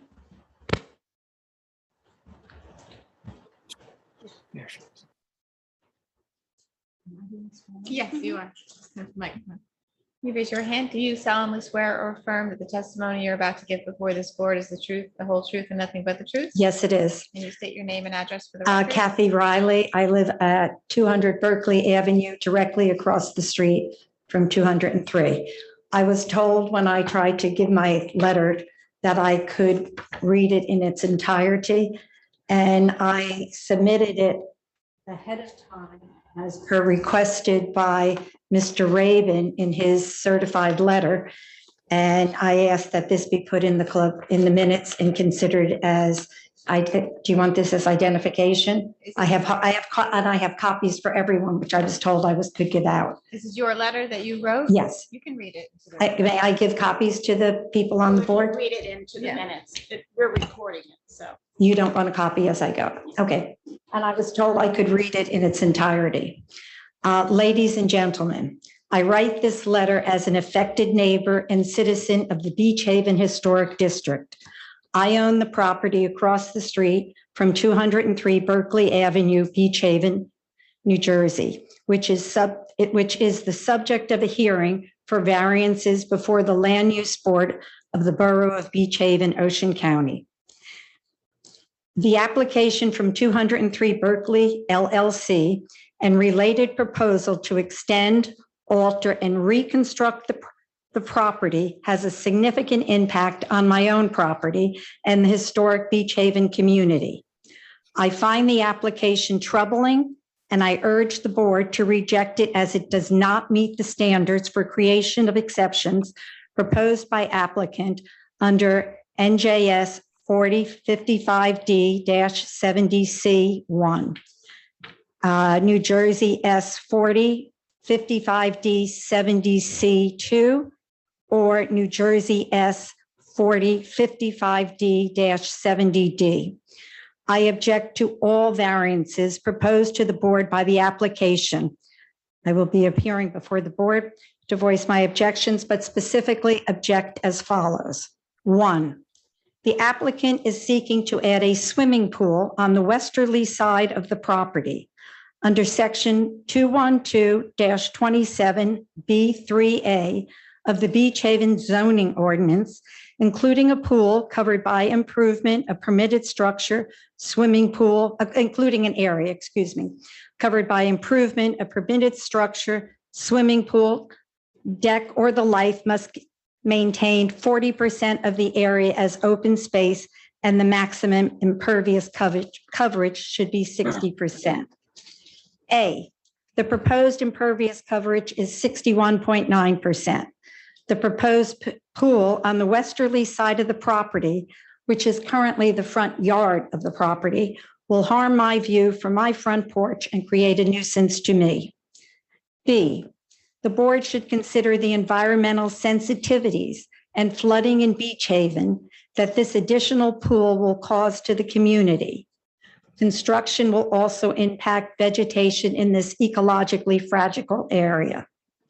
C, the addition of a swimming pool across the street from my home creates a heightened possibility that my house will flood, particularly as the sewerage and drainage systems on Berkeley Avenue are not sufficient to handle rainwater without this additional swimming pool. D, the proposed swimming pool is excessively large in relation to the size of the property, particularly considering the property does not meet the required minimum setbacks to Berkeley Avenue or Beach Avenue. E, the proposed swimming pool in the current front yard of the property does not fit in with the historic nature of the neighborhood. 2, the addition of the proposed swimming pool comes at the expense of the existing driveway, which exits onto Berkeley Avenue, consistent with the other houses on the street. A, under section 212-22E1 of the Beach Haven zoning ordinance, each lot developed with a detached single-family dwelling or a two-family dwelling unit or a two-family building shall be permitted only one curb cut per lot frontage, and each curb cut and driveway shall be 12 feet wide, except that where access is provided to a two-car garage, a two-family building, or a corner lot, a 24-foot wide maximum driveway curb may be provided. The application proposes a 27-foot curb cut, which exits onto the Beach Avenue bike lane and Beach Avenue, Berkeley Avenue intersection. This intersection is frequented by bikers and children, and the addition of the equivalence of 3 additional driveways exiting onto Beach Avenue poses a significant safety risk to each of those groups. The board and the borough engineer cannot approve this safety hazard using objective professional judgment. 3, the applicant is seeking to add a new heated third floor, which will have an approximate area of 218 square feet. Under section 212-21C of the Beach Haven zoning ordinance, all multi-sensory residential buildings, except for hotels and motels, shall contain a combined total habitable floor area equal to not more than 50% of the area on the lot in which such building is situated. The addition of a third floor on the property directly across from my house will harm the views from my house, and a variance should not be permitted. The ratio of habitable property is codified so that property owners do not use their properties as hotels or motels. And I certainly do not want a hotel or a motel across the street from my home in historic Beach Haven. Moreover, this proposed additional story would be detrimental to the neighborhood and should fail to qualify for a special permit. My belief is that the addition of a third floor and swimming pool and other proposed variances being made in contravention to the existing zoning regulations will increase foot traffic in the area and will have an adverse effect on my home and the surrounding neighborhood. I expect that this letter sent through the Land Use Board Secretary per the terms of the application, which the attorney's lawyer sent to us, will be shared with the full Land Use Board ahead of the hearing on May 1st and all the other relevant parties. I invite the board to personally view the site and consider how this construction will affect the historic Beach Haven community. I, of course, assume that you will be receiving reports from and taking into account any requirements of the Sewerage Authority and the Ocean County Environmental Commission regarding this historic and environmentally sensitive property. I also, of course, reserve all rights regarding this application. If there's any further information you desire, please do not hesitate to contact me at 973-714-9788. Sincerely, Kathy Riley. Thank you, Kathy. You're welcome. Kathy, you mentioned you had copies of that letter? Yes, I do. I have Would you copies mind for if every I single person. have one? Absolutely, I would be delighted. I just need one. Would anybody else care for a copy? Kathy, I'll take one. And I had asked that this be put in to the minutes. And on the certified letter that Mr. Raven sent, he asked if we had any things we wanted to submit.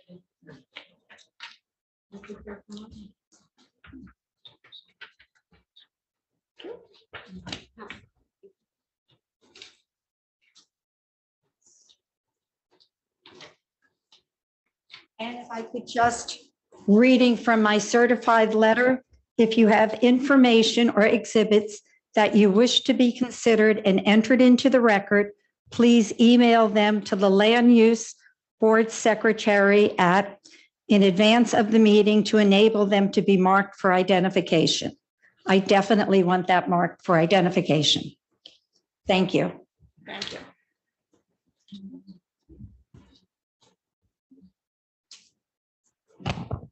Anybody else in the public? Okay, come forward, please. Name, address, and get sworn in. Robert Bennett. I'm a summer resident of 200 Berkeley Avenue. Okay. Live in New York City full-time. Raise your right hand. You solemnly swear or affirm that the testimony you're about to give before this board is the truth, the whole truth, and nothing but the truth. I do. Okay, go ahead. Hi, good evening. My name is Robert Bennett. And I'm a summer resident of 200 Berkeley Avenue and son-in-law of Kathy Riley, who you just heard from. You've heard tonight from Kathy as well as some other immediately surrounding neighbors, all of whom are opposed to the requested variance exceptions here. Berkeley Avenue and the surrounding neighborhood holds a special place in my heart and has been the location of many important family milestones, including my own wedding during COVID.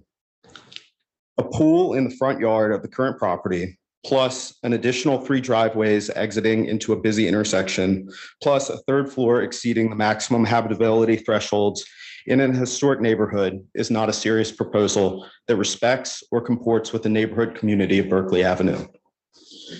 The limited liability company that purchased this property was aware of the historic nature of this neighborhood when it bought this property. And while on some level, I understand the economic consequences the new owners could face from potential Airbnb fees if they are not allowed to obtain these numerous requested exceptions from the codified zoning regulations, the applicant should have been aware of this risk when they bought this property in a historic neighborhood with significant zoning restrictions. Applying for this many variances to a century-old house in the historic district in order to build a pool in the current front yard and put in 3 driveways exiting into a bike lane is also unacceptable and unnecessary. I would also like to say that putting a new swimming pool on a street that already floods, even with moderate rainwater, is not just irresponsible, but will in fact make the neighborhood and community suffer the side effects of additional runoff and lasting environmental damage. For example, it was flooding today and there was no rain today. The sewage infrastructure in place will not support this new pool, as the flooding on the street and in the historic neighborhood overall is already concerning. Green space in and around the historic neighborhood should be preserved for aesthetic and practical reasons, including the long-term viability of this neighborhood and island, and a non-conforming swimming pool should not be permitted here. The addition of 3 driveways next to the Berkeley Beach intersection is irresponsible. Beach Avenue at this location contains a bike lane, and children frequently play at this intersection. Adding 3 additional driveways next to this intersection and exiting into a bike lane is asking for an accident and should be rejected. The addition of a 3rd floor, causing the property to be in violation of the maximum habitability percentages, will also have a negative effect on the neighborhood. The zoning regulation is in place so that historic homes are not converted into motels. The last thing this neighborhood needs is a house that fronts as a motel. I would urge this board, using its authority under New Jersey Statute 4055D-70, to reject all proposed variances here due to the fact that this is not an exceptional situation that merits special privileges. The benefits do not outweigh the detriments, and there is no significant hardship. Thank you. Thank you. Anyone else? You want to come back up again, Kathy? As long as there's nobody else. Okay. I was asked, or I should say my neighbor, Susan Burke and Mike Burke, asked if someone could read their letter. Unfortunately, they could not be here. They could not be on Zoom. They're involved in a family funeral, and they were told by the land use board secretary that someone could read their letter. No, that's not accurate. That's not accurate. You If they're can't. not here, their letter cannot be read. They're at a funeral. I That doesn't- understand that, but it's The just law not is the permitted. law. We have to But- go. You were here and you were But the able to read land your use record. Secretary called. Well, she Gina, was can you- misinformed, okay? Can their letter then be put in? No, No, we can't accept it. that's the way it's always been. They have to be able to be here and be subject to cross-examination. We can't just take testimony from someone who's not present. One additional point. All right, then maybe, I'm good. okay. I'll just note on this point, I would note that the application solicits public comment and exhibits on the matter ahead of the meeting through the submission of written materials through the Land Use Board Secretary. The neighbors have attempted to submit objections in the manner requested by the application, and the board has refused to accept them ahead in this manner. The board has refused to accept the materials on the grounds that the Land Use Board's attorney has indicated that they cannot legally accept them. There's nothing in the Borough of Beach Haven Land Use Administration Code Chapter 19 that prohibits the submission of materials before a meeting. If there are rules and regulations that prohibit submissions by objecting parties, they should be made clearly available on the website. Thank you. Thank you.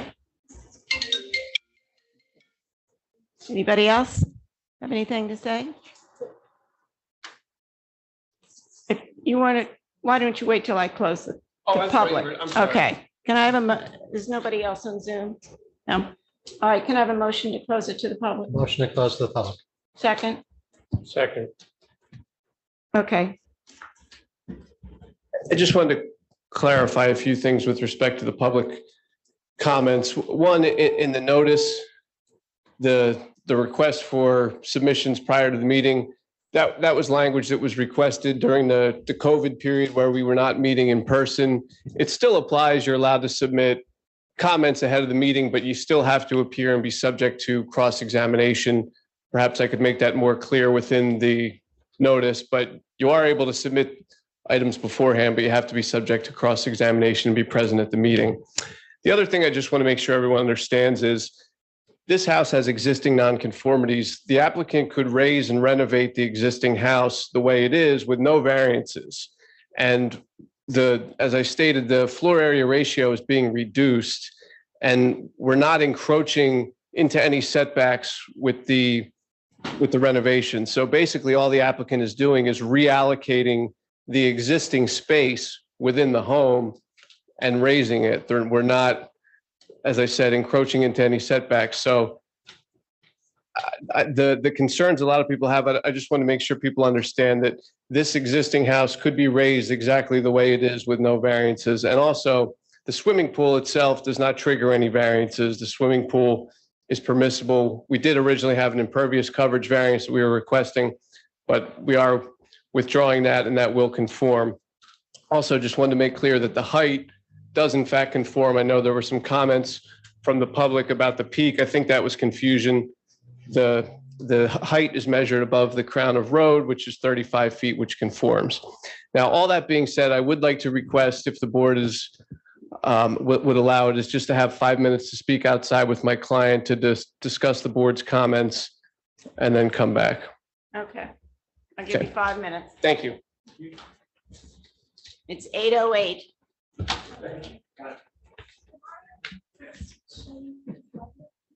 We can't, I'm sorry, we can't look at it. It was in the wording from Mr. Raven's notice that he sent out, but the board can't look at it.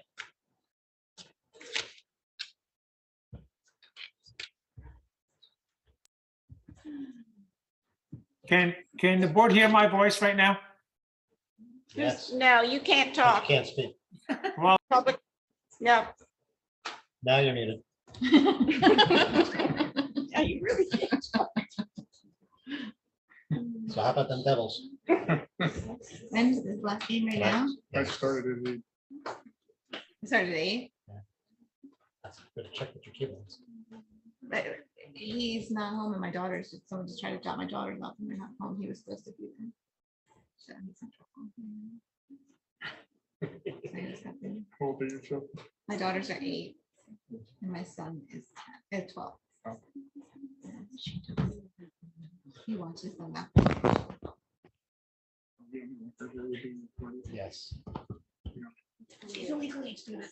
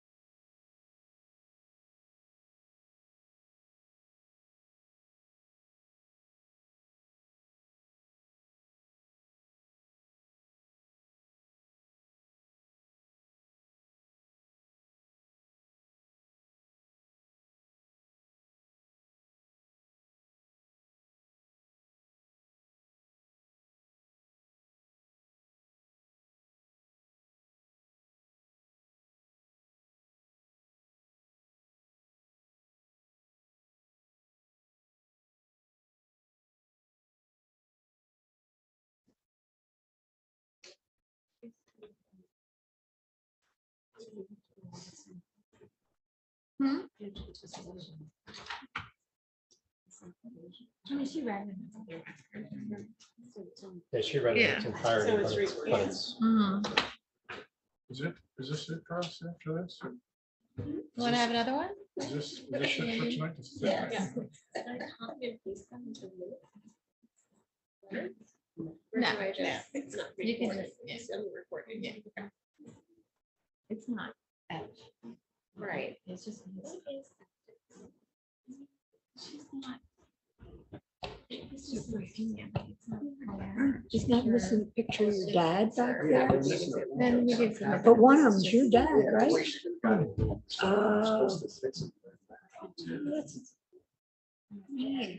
Yep.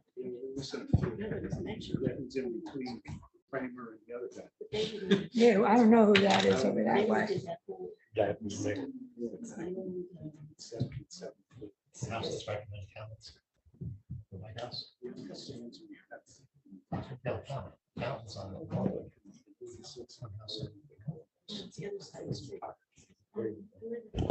I see a hand raised, but our public comment has closed already. Sorry.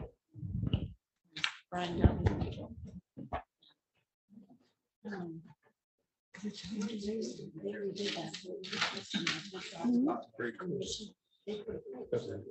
was more interesting than I thought it was going to be. Right? Because I've looked at it a couple times. I drove down there. I knew it was historic, but I didn't see all the dimensions of it. Very interesting.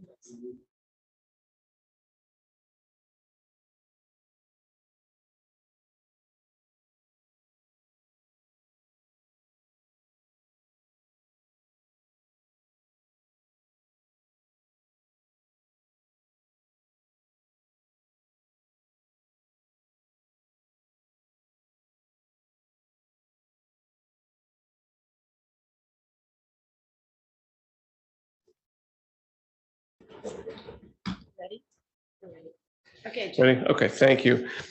Thank you for giving me the opportunity to speak with my clients and the professionals. What we would like to do is ask that this hearing be carried to the June meeting, which would be June 5th.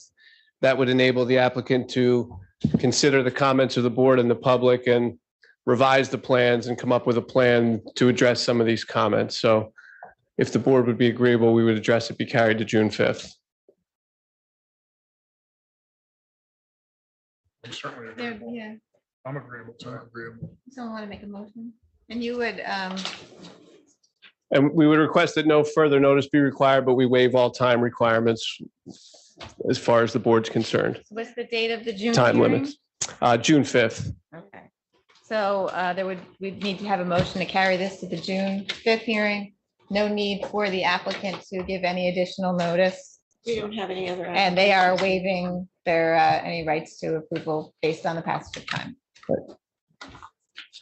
So we Make a motion to carry to the June second. Second. June 5th meeting, sorry. Okay. Mr. Meadow, Yes. Mrs. Leonard, Yes. Mr. Stevens,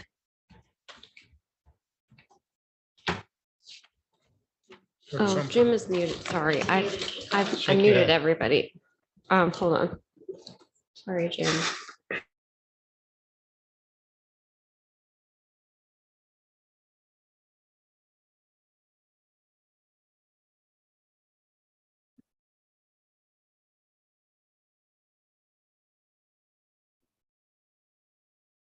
Okay, there you go. Yes.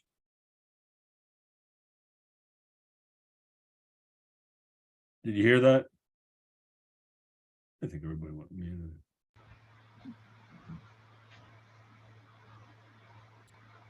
Like this. Yeah, I'm this way.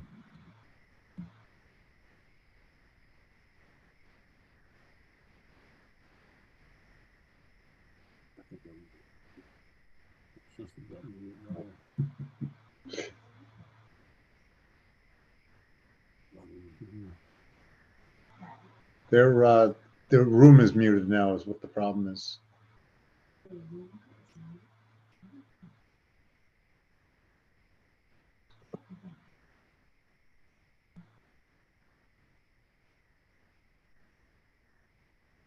It looks like they adjourned.